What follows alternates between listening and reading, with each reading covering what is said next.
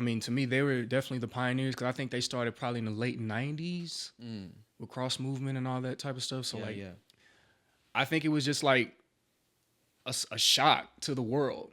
And it was a very, very small community of like, yo, what is this? What is Christian rap? Because I remember the 90s, that's when you had the Biggies, the Tupacs, the secular, like that gangster was rap. blowing up. That was the thing. Because people forget how young hip hop is. Hip hop is not that old at all. So going into the 90s, that's when hip hop, I would say, was like, they say that's this golden age, right?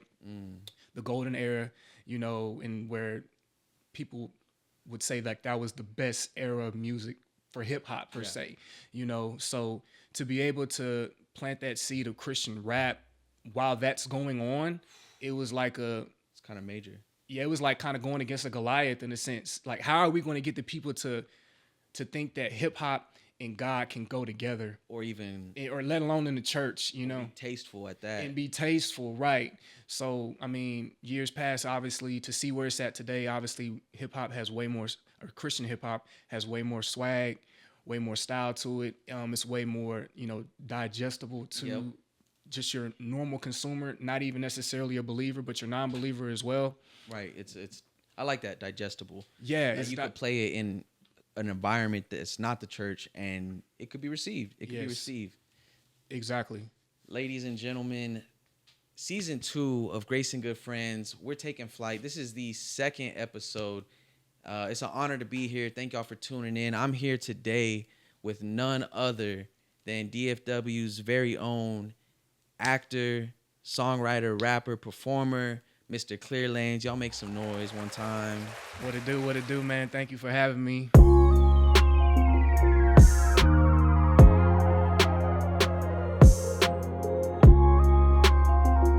Bless, highly favored. Yeah, man. Thank you for pulling up. Thank you for making that drive. We're out here in the studio. We're out here at McKinney. But yeah, man, we've been chopping it up for the last few minutes, really, since you got here. And before we go into any more of those like type of topics or ideas, I gotta ask you, bro, because this has been the one question I've been wanting to ask you. What is the breakdown of your artist name, Clearlanes? What is the meaning behind that? Where did that come from?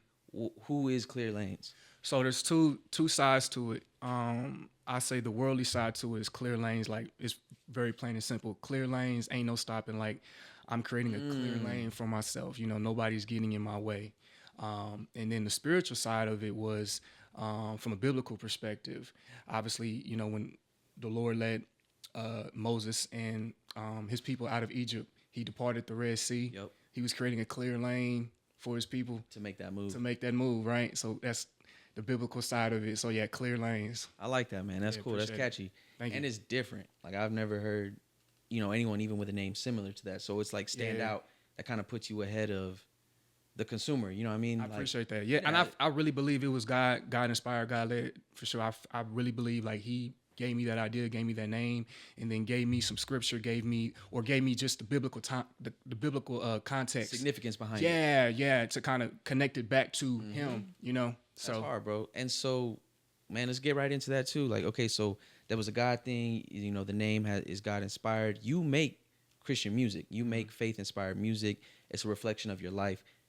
When did that start for you? Were you always a gospel artist, or was your first artist content, was it secular, or and then two, I know people watching this that know you, and then I know too, you dabble performing to both audiences. So like, what's all that about? Like, when did it start really with you, and how did the whole faith thing become a part of it? Yeah, so I would say for me, well, first, I never was a secular artist. I never viewed myself as a secular artist, but when God gave me the seed of Christian rap, I was a baby in my faith. So I didn't really necessarily know how that looked. Okay. So I had to figure that out, because like, as God had revealed that to me, I was still in the world, still having a worldly mindset, still talking like the world. So it took some time, it took some growth. So obviously, like, that kind of carried into my music, that spilled into my music, right? So one of the first things that God would tell me to do was like, hey, don't curse in your music.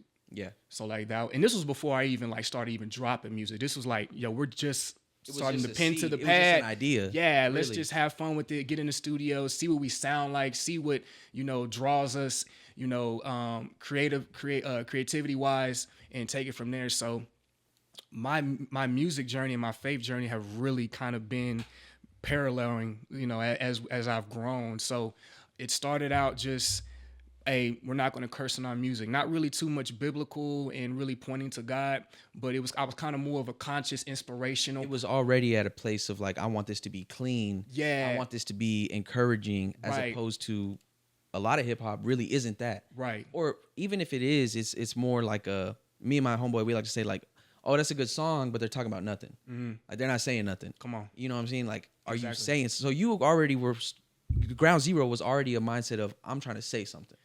I'm trying to say something. So for me, it was trying to figure out, okay, how do I do that? And I had yet to let the Holy Spirit lead me into my writing. It was still just me Right. using the gift that he gave me, Okay. and just going, and whatever came to my mind. And obviously, I'm going off of, like most, we go off our influences. Of course, yeah. Our J. Cole's, for me, it was J. Cole, Kendrick, Lil Wayne. Like, those were the guys that I enjoyed listening to. So obviously, like, I'm influenced by them. Pulling from that, yeah, per se, and putting it into my own words, though. You know what I'm saying? Right. In a way that can obviously not glorify the guns, the drugs, the lustful lifestyle, the womanizing, all those things that come with, secular hip hop. So for me, it was like taking that in my own ways, but being more conscious, giving more of just an intro perspective of life and just my thoughts, being positive, inspirational, all those things, but not necessarily Christian or biblical. I would mention God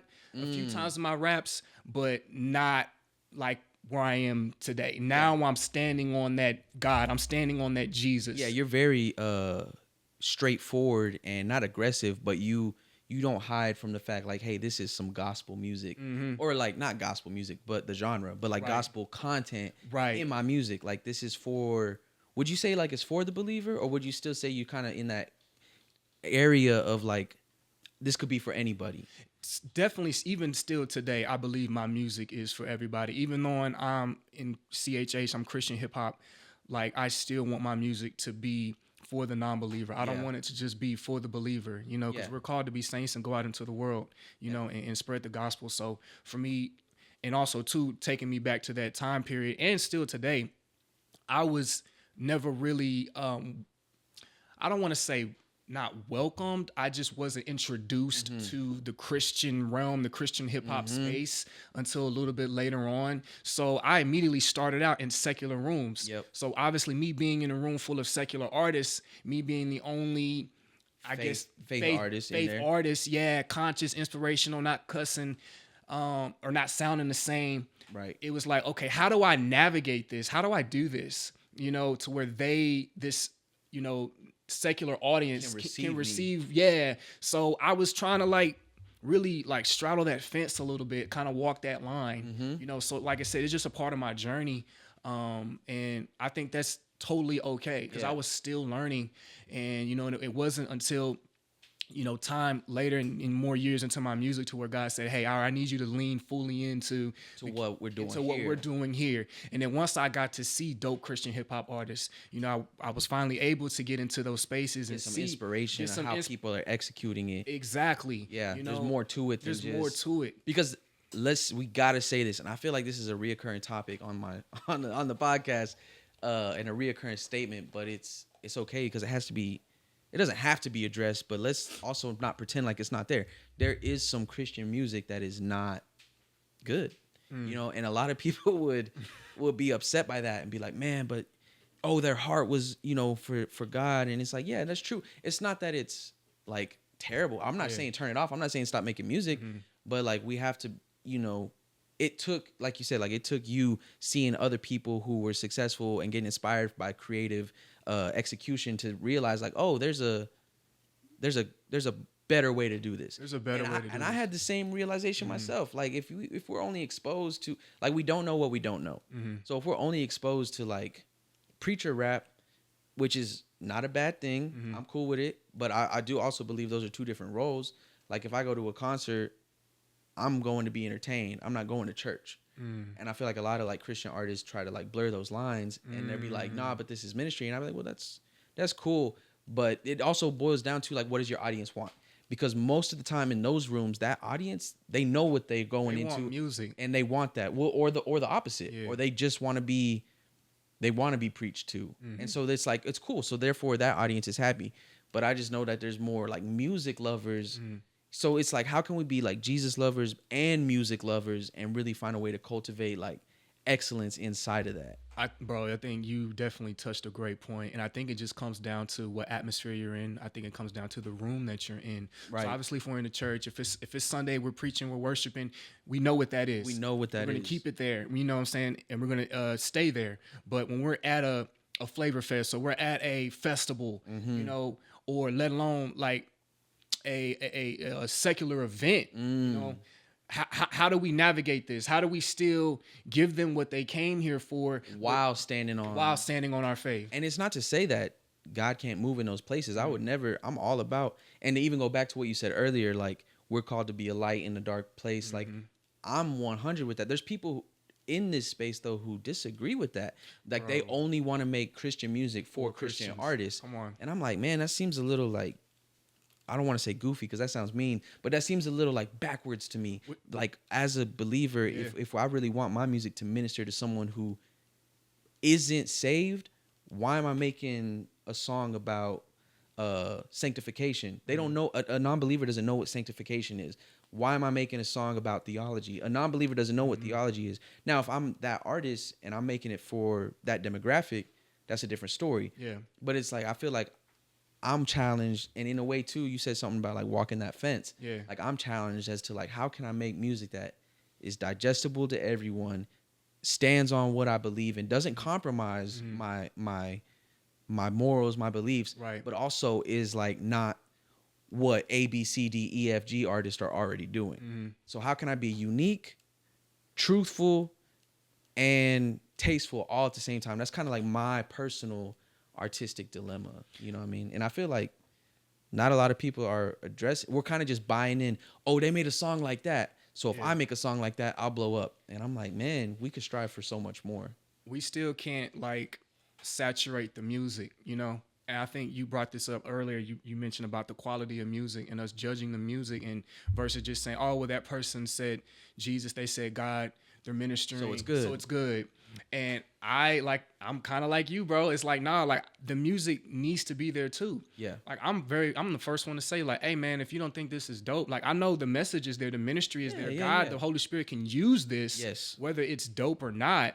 It can reach somebody, but hey man, like tell me, like, is this good? Because at the end of talk to me. Yeah, because at the end of the day, if we want to go into these secular spaces, we're competing against secular artists. Let's keep it real. It's gotta be hot. And it's gotta be hot. It's gotta be dope, bro. It's gotta be there. Like otherwise they be like, man, get this dude up. Yes, dude. And on top of that, we're bearing the image of CHH in a secular room. And it kind of has potential to make the genre as a whole look bad.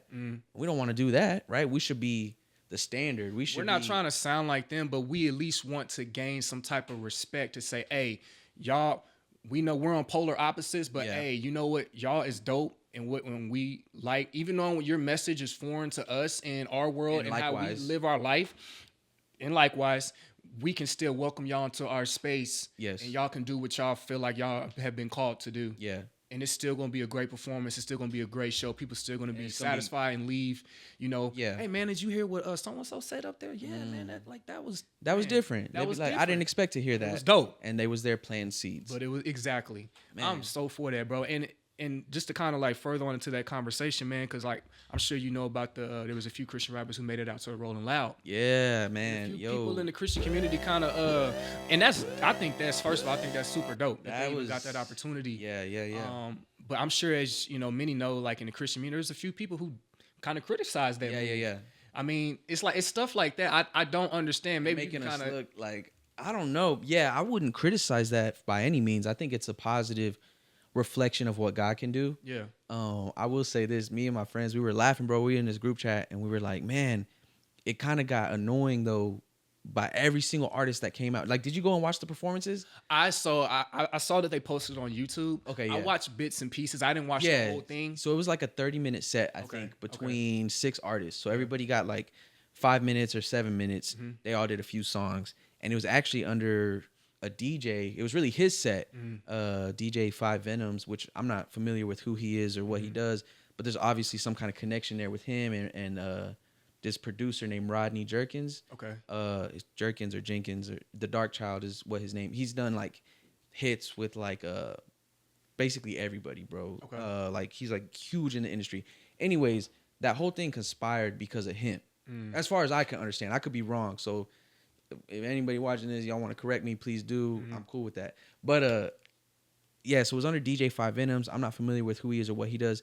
But the thing is, man, every artist that came out, they was like, oh, they done let the Christians in the Rolling Loud. And they all said that. And I was like, man, I get what y'all are saying.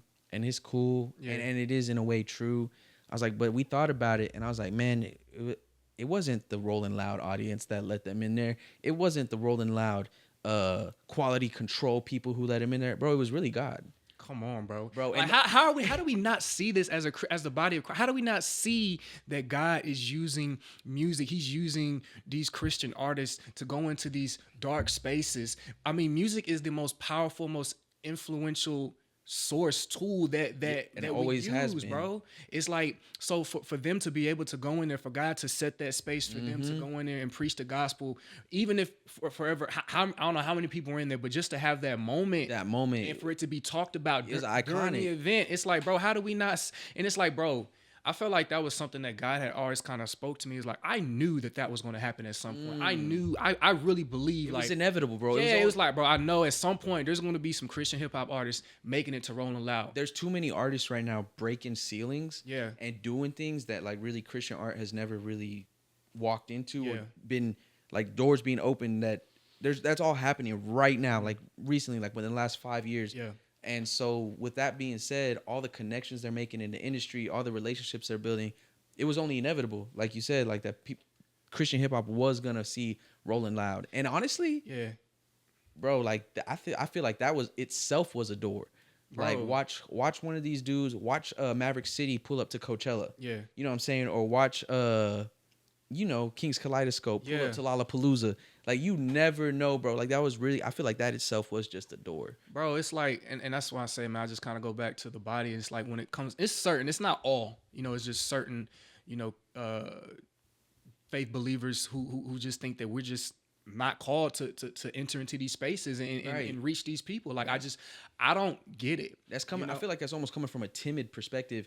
Like, they're scared of. If that's the case, it's like, why go to work? Because I guarantee your corporate job is probably not a Christian job. You know what I'm saying? It's so like you're around non-believers all the time. So why are they drawing these lines for certain things? Yeah, so just because we do music, just because an artist, just because like that's their profession, right? As an artist, right? So like, what's the difference?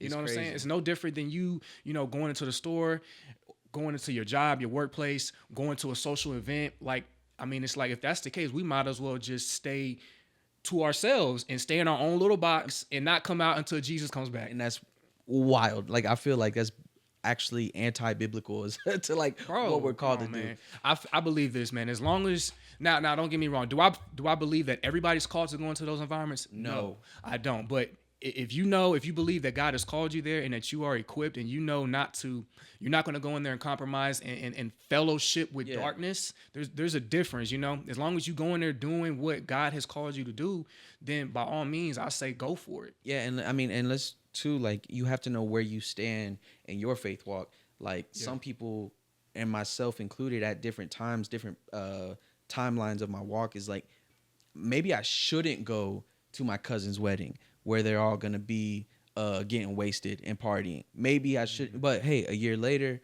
a little more mature in faith, it's like, okay, maybe I can be in that room, and then you apply that to like other places. Like, I know there's some people, they just don't listen to secular music. Mm-hmm. And it's kind of cool. It's kind of like, well, you do your thing, I'm going to do my thing. Yeah.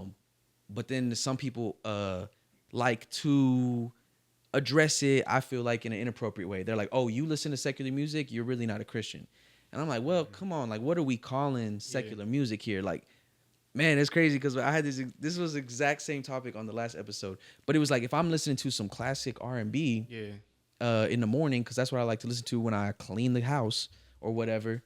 Am I a bad person? Am I not a good enough? But some people would say yes, and it's just really interesting to me, like that boundary. So, Brand, what I found was best in any type of all these like political or debatable topics is I keep it right here. You know what I mean? I focus on what's best for me.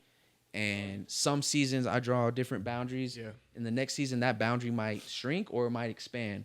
But I just try to focus on, my personal relationship with God and which is most important. Working on the fruit of that. Yeah.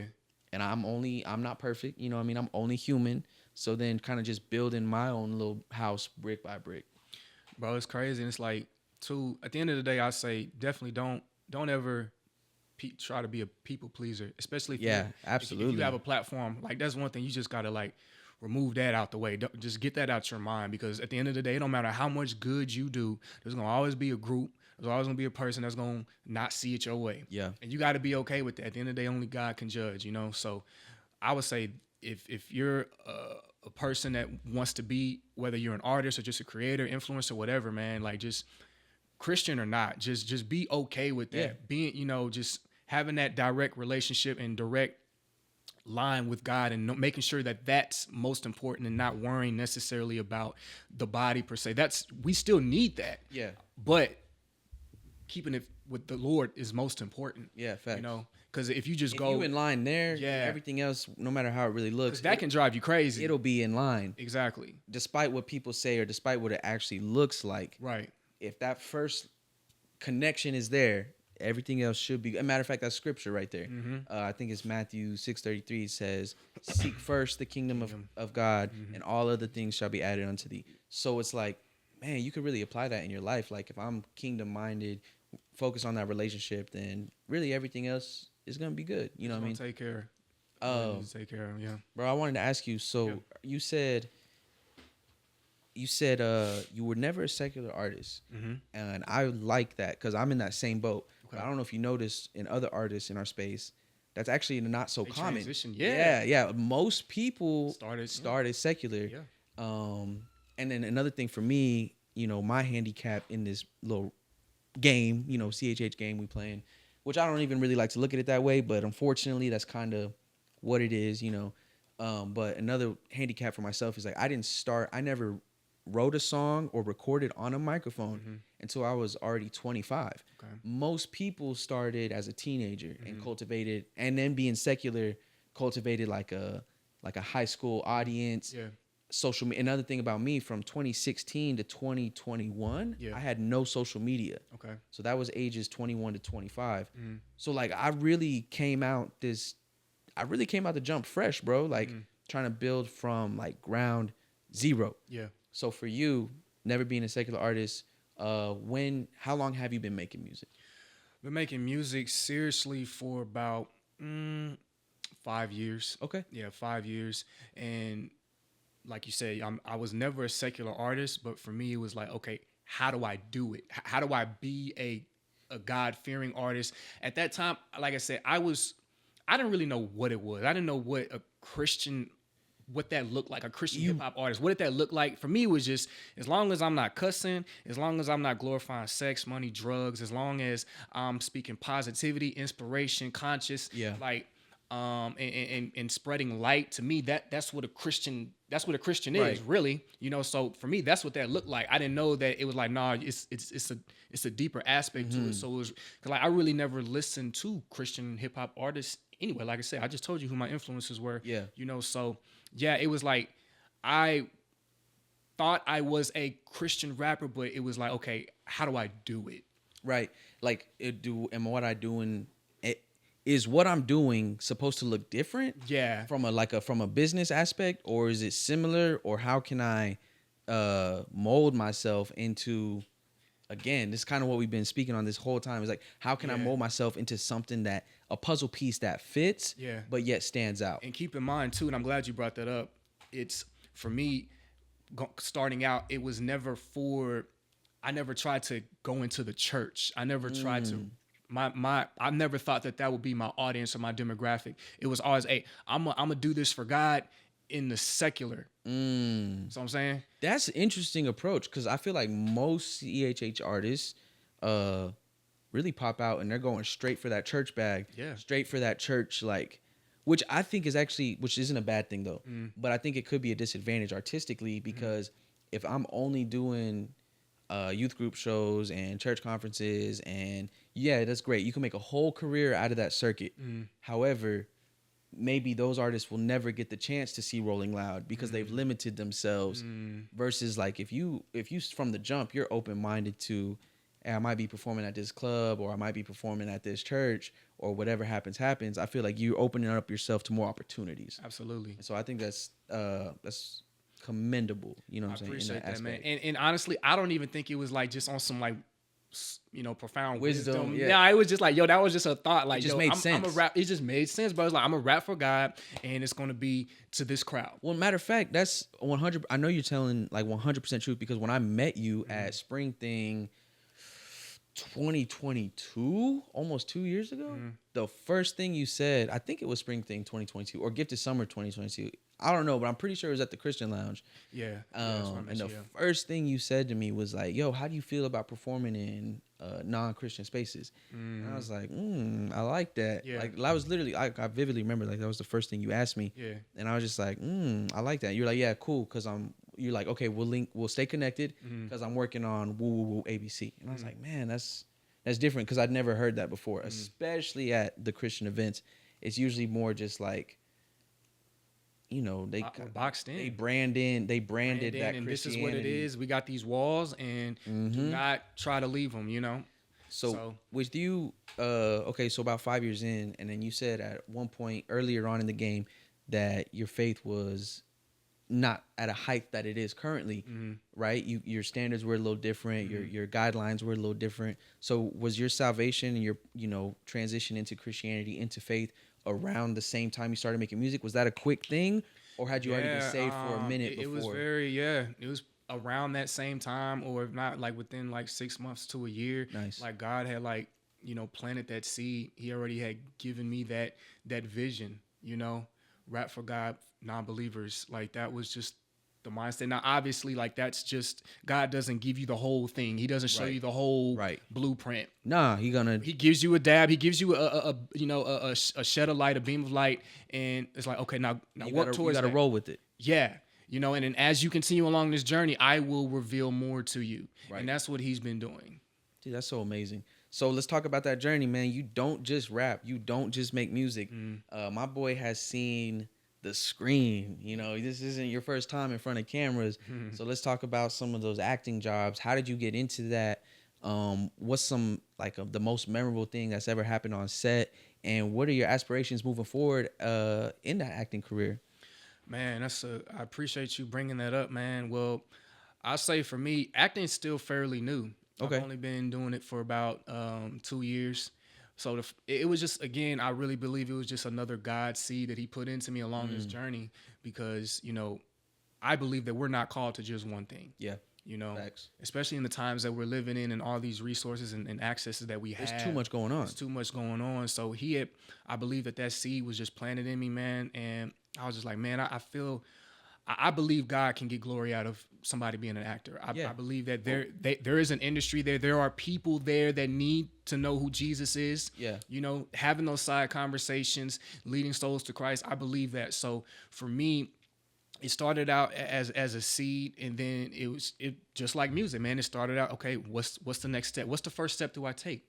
You're like, well, let me ask around. Let me see who does what, who's in that space. So, you know, first thing was I knew somebody who was in the acting space, who, you know, did print modeling and commercials and stuff like that. So it's pretty much just ask questions like, hey, how do I get started? What's the first thing I should do? Go get classes. I was like, I bet that sounds wise. Yeah. So that was the first thing I did, you know. Freshly new, never done this before in my life, but I felt like I had the energy and the emotion and the vulnerability to be able to get out and just be transparent and be open, you know, as an actor to the public. I was like, okay, let's do it. So, I mean, started out just taking classes. I wasn't looking for roles, auditions, and stuff like that. I really wanted to take baby steps with this, because this is all still while I'm doing music. So for me, once I put in that 6 months to a year of time, and I finally started, developing some skills and some confidence, I took that next step, started working on, okay, let me get some headshots, portfolios. Yep. Let me get some reels. I was able to take, some of my videos from class and put that together. Nice. So, really just taking those baby steps, just taking it, step by step, day by day, season by season. That led into, once I had, that body of work, that led into, okay, let's go out here into the world and see what it's like being on set. Whether that's being an extra, whether that's, just even auditioning. Yep. Because even the auditioning process, it's a whole process. It's a whole thing, whether I get the role or not. Just me going into audition, like, I'm breaking walls down, breaking barriers down. I'm getting more confident, more comfortable in front of these people, in front of these strangers. Me acting like this certain character that I'm probably not even like in real life. I'm breaking down all of that and just being, just confident in my skin and who I am. So it led to that, and like, eventually I was just able to start landing some things, man. And so yeah, man. Glory. How many? Oh, go ahead. No. Glory to God, bro. Yeah, I gotta let you say that. Say glory to God. Yeah, glory to God. I didn't mean to cut you off, man. How many projects you been a part of? Man, I've been about between some feature. Everything that I've been doing has been like independent. Yes. As far as feature films goes, but like between feature films, commercials, print modeling ads and stuff like that, which was something that I never really saw myself doing. But I mean, there's actually money there. There's room for it. Yeah, there's room for it. So I say about 5 to 7. Okay, let's go. I ain't gonna lie, like, it's like getting a role, getting booked, like being able to have that satisfaction, that gratification, that validation, whatever you want to call it. Saying like, man, I did this, or just seeing yourself on that screen or on that print ad, it's a dope feeling, but it's a very humbling process, man, because you get a lot of no's. Oh yeah, you get a lot of no's. It's similar to that music walk, like same thing, or just any type of art. I think of like people who like to paint, or people like directors. I have some friends from school like working on their first like indie short films now, and like, man, just that process of not being scared to take an idea, whether it be in music, acting, writing. Or, bro, I think of authors, bro. Like, imagine, like having this idea, putting all your blood, sweat, and tears into it, and the people that you would want to receive it, or the people that you would want to partake in it, are just like, nah, this is not good. But that makes you stronger, bro. And like you said, it's humbling, and it is part of the process. So, like, speaking of that, bro, like, when you come across, whether it be in acting or music, or maybe even in your regular life, right? Regular life, regular job, regular family relationships, or anything like that. When you come across failure or criticism, how do you stay motivated? What helps bounce you back? What helps keep you on that track? Or what makes you want to keep pursuing that despite the setbacks? Yeah, man. As anybody would know, man, the longer that you're on this journey, man, the harder it can get, especially when you don't feel like you're receiving the fruit or the expectations that you originally set for yourself. They don't come instantly or as quickly as you thought they would. It can definitely be frustrating.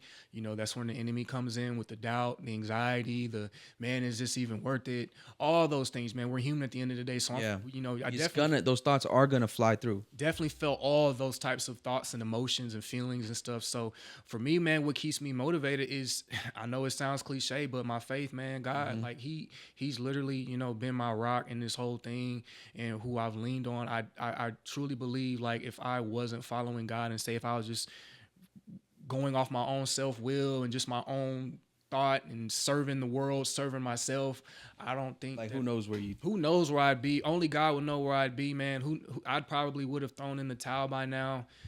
So it's really him, man, that's like kept me going, like, just he does that by just continuously giving me those confirmations, and that strength to keep going. A little bit at a time, man. So yeah, taking those baby steps, man. And I'm saying anything from whether it's music, acting, podcasting, whatever, man.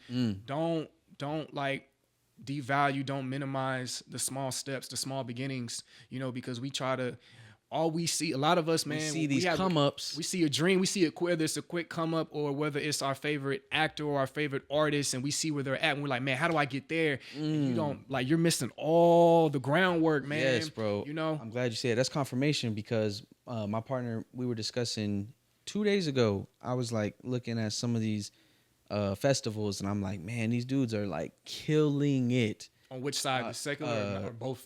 Either. Okay, go ahead. I was like, they're killing it. I was like, man, and we already had 4 years under our belt of putting on Outlandish Fest. I was like, man, like, how are we gonna be able to be like to grow or to see something? I was getting sick with comparison. You know, I was just about to bring that up, bro. It was hurting me. I was gonna say if you gonna bring that up. Like, do you find yourself kind of like getting caught into that comparison? Yes, Especially with try not to. Yeah. But it happens, right? Like you're saying, you're only human.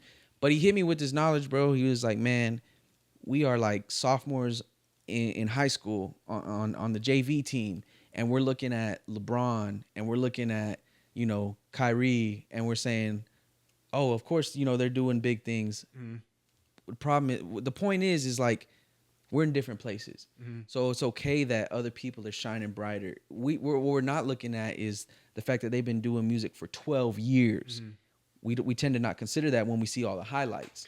Is it because, like, if you refer, okay, let's just stick to the Christian artists like Lil Craze and KB. Like, yeah, they've been in the game 20 years. So like, that's them. But like, there is this new wave that we see too. Are you saying that they've put in that same amount of time, or I'm saying like, if I were to just walk up to that face value right now, it looks like it's like man, they're on Rolling Loud. They're doing tours, selling out tours. But like, there's only about 10 artists in that. There's like 10 Christian artists, bro, and it's the same 10. It's not a lot, bro, when you think about it. And it's the same 10, and I listen to most of them or some of them, and I support their music and their brand. I'm inspired by them. Yeah. A lot of them were actually my first introduction to Christian hip hop, and maybe I don't listen to them now like I used to, but I'm grateful for that role that they played that put me onto good Christian music, and inspired me to make music. But like, if I just look at that face value, it looks like, man, they're just blowing up. They're going hard. But then you look at that discography. No, they've been making music for 12 years, 10 years. And so it's like, I've been making music for 3, 4.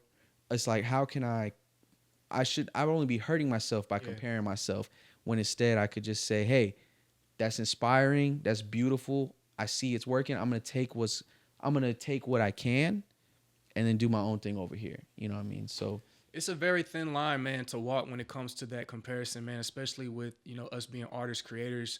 You know, I'm sure can all relate to this, you know, it's a very thin line to walk between like the flesh and the spirit, you know, with that comparison. Yeah.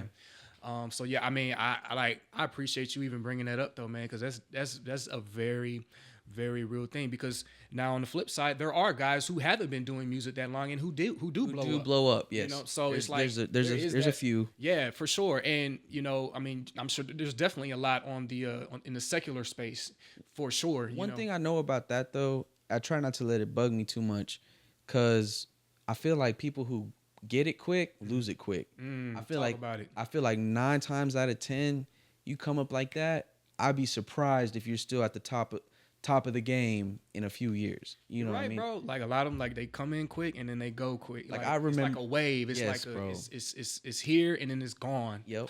You know.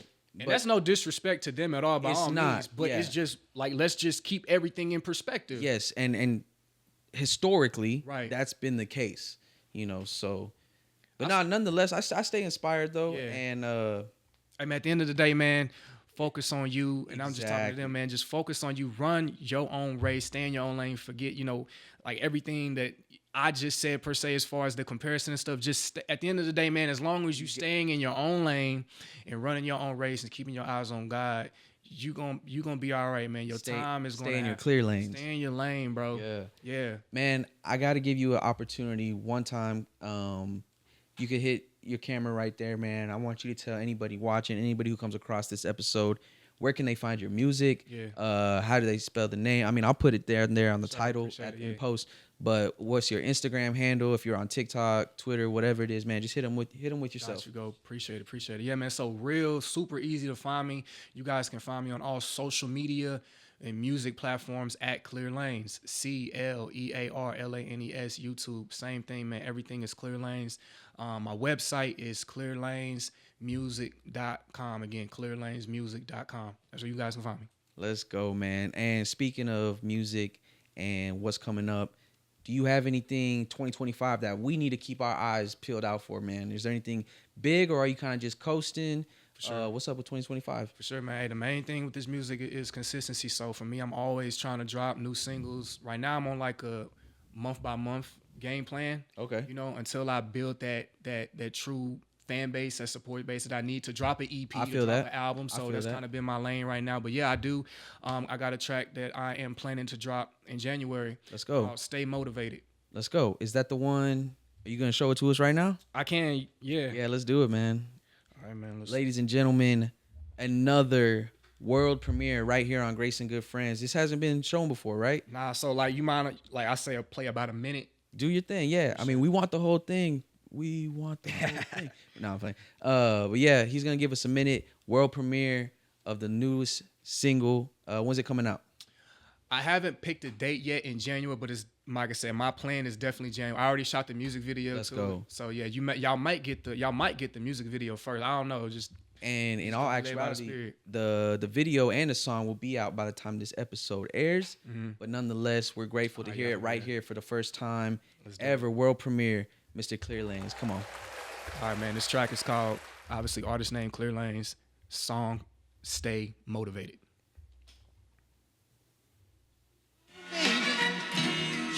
Hey, what up, y'all? It's your boy, Clearlanes, here to bring you them healthy, holy rap bars, you know what I'm saying? Not that bad stuff they be feeding y'all. Let go.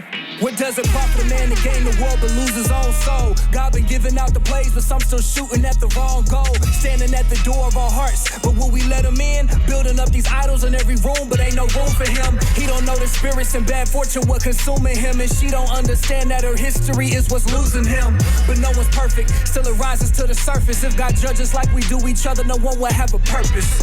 I'll overlook your sinless race to make a sunshine, cause I still know some curses running through your bloodline. I left you unimpressed when I was stressing to make your deadline, trying to make weight like carry on a Spirit airline. They tell me not to go, but I'm still California dreaming. Been outside a few times, don't get fooled by the features. We just want to free the slaves around here. So much freedom, Jesus broke off all our chains and healed some souls that were beaten. Healed some souls that was beaten. Yes, sir. Yes, just a little snippet for y'all, man. Was that right before the beat change? That was right. Yeah, it sounded like it was coming up to a beat change. I want keep y'all guessing, man. I like that, man. Hey, that's a banger. I'm feeling motivated just off that snippet. Appreciate Stay motivated, Glory you know God, what I mean? Man. Glory to God. Clearlanes, bro. Thank you so much for coming out, man. Thank you for taking the time. I know we didn't, man, we could have gone for so much longer. For sure. But with audience retention, you know, and what we're building here on the pod, I do unfortunately have to bring it to an end. All good. But all my love to you, man. All my love to your career. I'm looking forward to seeing you more on that screen, acting. Hopefully some collaborations in the future, you know, see what we can cook up. And if there's anything else you want to leave, just one more parting message, man, to the people, that's all you. Hey, man, 2025, man, stay motivated. Keep God first in all that you do, man. The world is yours. Thank y'all so much for having me. Clearlanes, let's get it, y'all. Grace and Good Friends, we're out.